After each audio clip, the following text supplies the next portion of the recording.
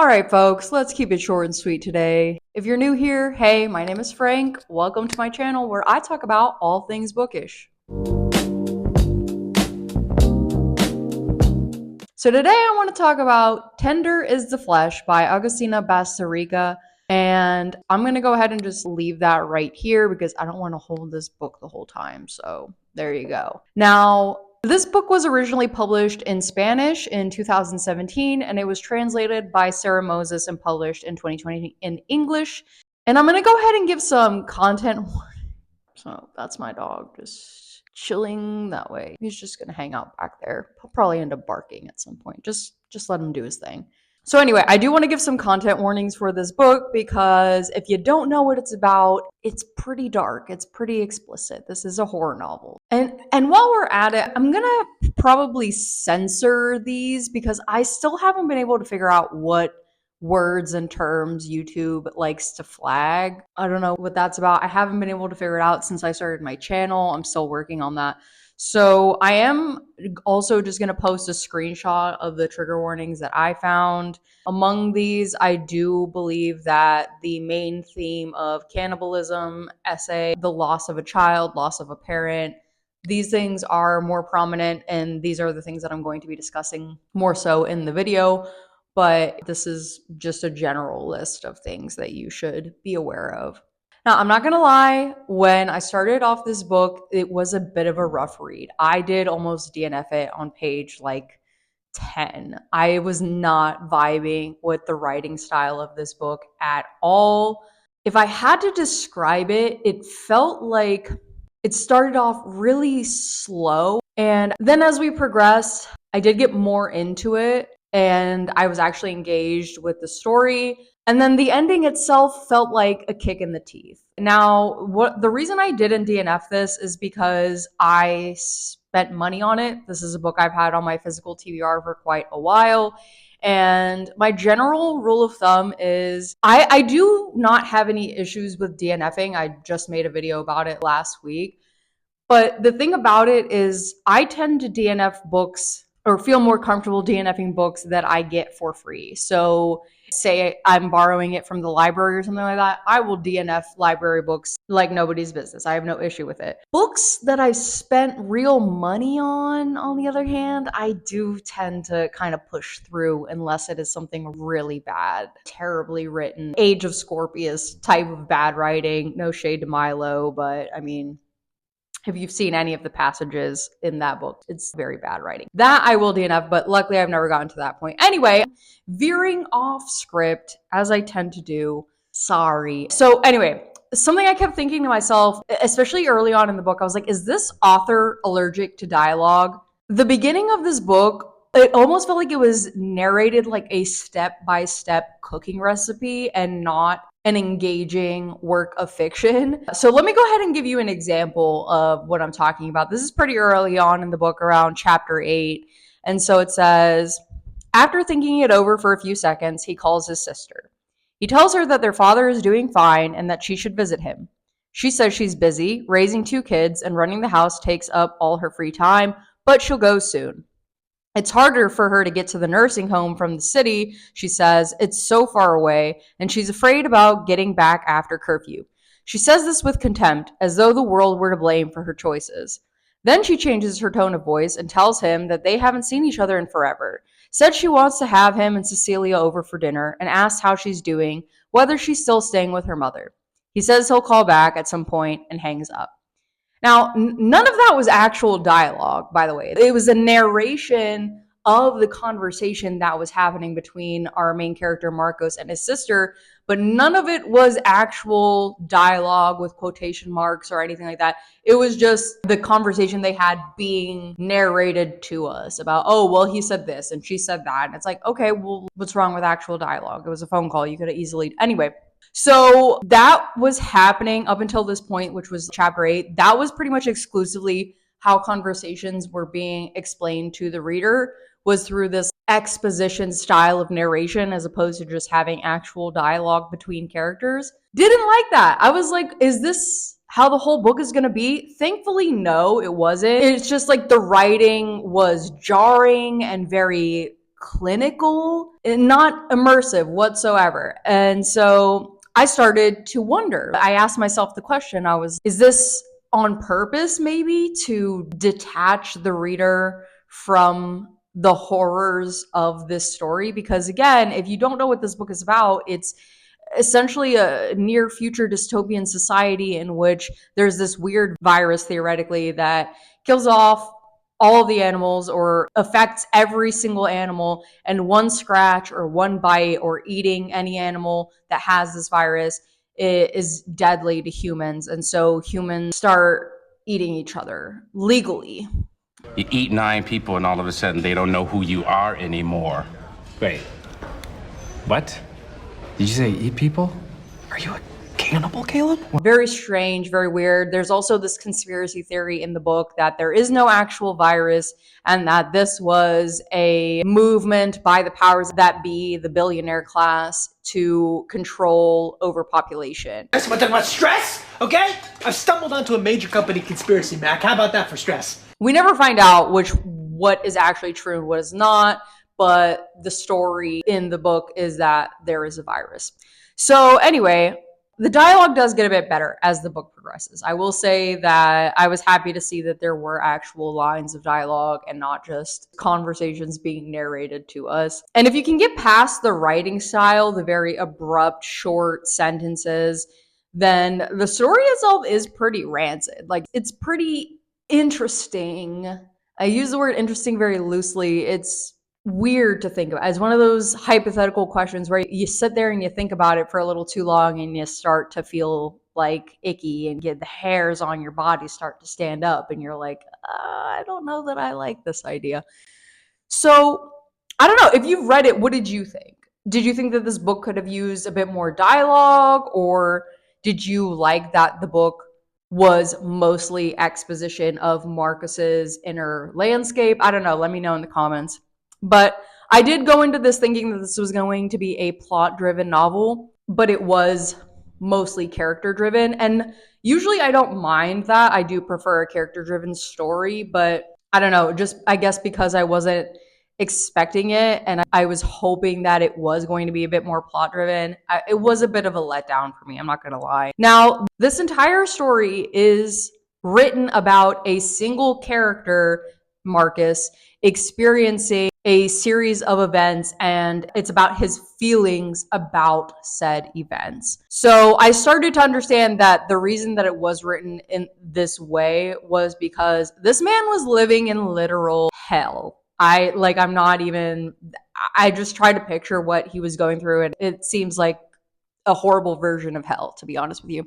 So yes, this story is about cannibalism, but at least in part 1, it's about so much more than that. Our main character, Marco, is forced to navigate this new world where, because of his job working at a meat processing plant, he is forced to witness the slaughter of human beings day in and day out as if this was just completely normal.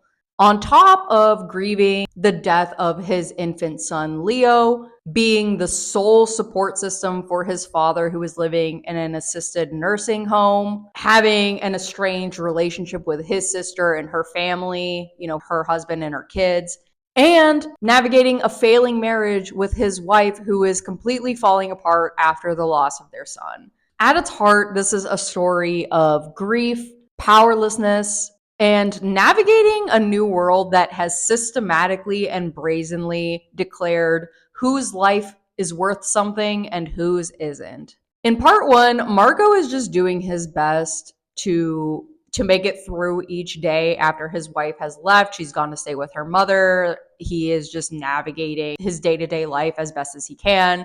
And his character is presented as a very detached character. The author makes it clear that he is borderline dissociating for most of the story, up until about the point where he finds these puppies in this abandoned zoo that his dad used to take him to all of the time. Do you think she needs more time, or is this never gonna happen? I'm being serious. Seriously. Seeing these innocent baby animals allows him to get in touch with the feelings that he has been suppressing up until this point. And something in him shifts after he finds this litter of puppies. And he drives home and bathes the woman, the head, the product that he was gifted by the breeding company that is partnered with that meat processing plant that he works for. They have a contract together, and there was some kind of miscommunication. And one of the guys gifted him this product. It's a woman. And up until now, he has been neglecting her care. He's given her some old food and some water, but he has basically just abandoned her in that barn and barely checks in, does not care about her. And I think her character, on some level, it's meant to symbolize his inner self, this inner version of himself that he has also been neglecting. He has not been processing his emotions about anything in a very healthy way. Like I said, up until now, he's mostly been checking out. So every time he would think about her tied up in the barn, he would have this excuse as to why he just couldn't go in there and take care of her. He was too busy. He has to go here. He has to do that. He just doesn't have time for her. And after this breakthrough with the puppies, he drives home and immediately makes a beeline to the barn to go take care of this woman. And as an act of kindness and compassion that expresses his true views of how he views these heads, because he talks about how he still views them as human beings.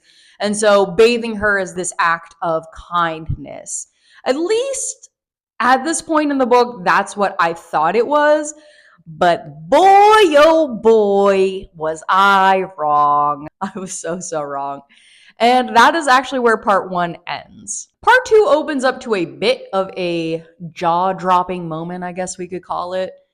We learned that Marco has named the woman. He's named her Jasmine because she smells like jasmine flowers. And we learned that he has taught her how to dress herself, how to watch TV, how to get around the house with some sense of freedom while he is home to watch her and make sure she doesn't accidentally hurt herself. And we also learn that she is 8 months pregnant. Yeah. Yep. So I suppose, as far as horrible things that happen in this book, this really isn't even top 5, if I'm being honest with you. There's some really grimy crap that happens. But in pertaining to the main character himself, it's up there. It's pretty gross.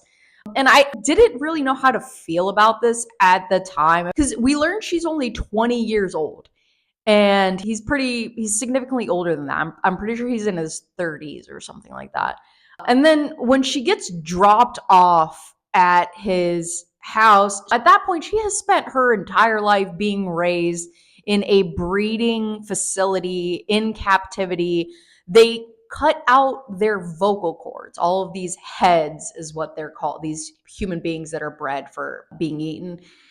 They're called heads, and they all have their vocal cords removed. They cannot make a sound. They cannot. Anyway, it's gnarly, man. I'm not going to lie. So, to say the very least, that she is an emotionally stunted person on top of just being significantly younger than our main character, Marco, would be a bit of an understatement, I think. But then I tried to think about it, and I'm like, but surely it's better than her being slaughtered and eaten, right? Because that was like kind of her alternative if she had stayed in that facility. Yeah, right. No, it's not. Spoiler, it's not better than that. So I also thought it was interesting how we learned that Marco has been cutting back on smoking. In part 1, this man was smoking like a chimney. Can you settle down and have another cup of coffee? I am, bro. All right, well, fine. You know what, Barney? Give this guy a cigarette. He's freaking out. Every 10 minutes, he was lighting up a cigarette. He goes here, he's lighting up. He goes there, he's lighting up. He goes outside for a break. He's going here. He stops there, smokes a cigarette. Part 2, we learned that he has significantly cut back. And I think, in my opinion, I think this was meant to symbolize that he has found a sense of hope again. He has something to live for now that Jasmine is pregnant with his child. And so this cutting back of cigarettes is showing that he is participating in life once more. And we also learn about the Church of Immolation. This was actually a very interesting part of the book, because the members of this Church of Immolation, basically they sign up to get, and In turn, they receive a certificate from this meat processing plant that is sanctioned by the government. So for every member of the church that goes through this and they receive the certificate, the church receives a tax break from the government. So that was interesting to see. That was a bit of the world building that we got to see. And they are then fed to scavengers, which in part one, I thought were like vultures and coyotes and things like that. No, these are actual people that are called scavengers that wait by this outside of this meat processing plant and they wait for scraps from the. Anyway, Are you a cannibal? that was. Anyway, gross. So throughout the book, especially in part two, Marco is describing this pit in his chest, this rock that's sitting where his heart is supposed to be, and how it grows and it grows and it feels so heavy. And the more he speaks up for himself and takes control of his life again, i.e., telling off his sister, telling off that nurse at the nursing home, telling off his boss, etc., the more this rock begins to break up into shards and shift around in his body until the very end of the story. Again, that's a metaphor. Obviously, there's no literal rock, but yeah. So if you have made it this far in the video, why don't you go ahead and leave a rock emoji in the comments? Or you know what? Better yet, go ahead and leave a puppy emoji in the comments.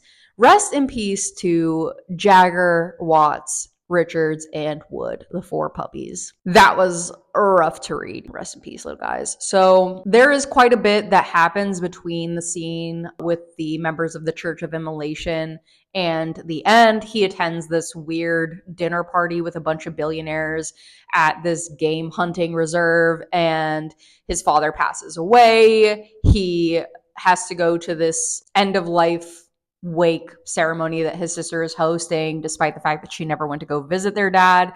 And so Marco ends his relationship with his sister. He tells her off, and he's basically telling her what a crappy daughter she's always been, what a crappy sister she's always been. And that all goes down in part 2. But what I really want to talk about right now is the ending of this book. If you recall, earlier in the video, I talked about Marcos's relationship with Jasmine and how I had mixed feelings about it, because not only just their age difference, but just their life experience, the fact that she was bred to be eaten. And it turns out my spidey senses were correct. And the dude was a dick. To be fair, he is living in this god-awful, cruel world, okay? And that's part of why, when I was thinking about how this book was going to end, I was expecting him to himself and to free Jasmine and the baby, because he does spend a bit of time earlier in the book talking about all of the things that he has taught her how to do and how to live in the house, how to survive. So I figured that that was how things were going to end. No, it wasn't even close. When he gets home one night after telling off his sister and the wake and all this other stuff, Jasmine is actually home giving birth, and he starts freaking out. He calls his wife Cecilia, who was a nurse. That's actually where they met, was at the nursing facility that his dad was staying at. She was a nurse there. And so he calls her and asks for her help. When she gets there, she does help deliver the baby. She's a bit disgusted with him because it's very much illegal for somebody to be breeding with these heads, right? And Marco and her are actually ecstatic. They're so happy that this baby is being born, because if you'll remember, they did lose their child earlier. And so they're so happy that Jasmine has given birth to a son. Marco and Cecilia are just over the moon about it, right? So he ends up going to the kitchen, coming back, and just clubs Jasmine right over the head, just knocks her right out, and drags her to the barn to her, and so that they could eat her. And the book basically ends with him and his wife Cecilia having a son again and living a happily ever after life. Now, maybe this was supposed to reflect this idea that even keeping animals in captivity and giving them a good life, but still slaughtering and eating them, is still cruel. Or maybe it was just meant to symbolize how Marco's aversion to this cruel world was exacerbated by the loss of his son Leo and was alleviated once another child was brought into the world. Maybe it was both. To be honest, I still don't know how I feel about the ending of this book. I can't say that it didn't make sense for this character or for the world that they're all living in.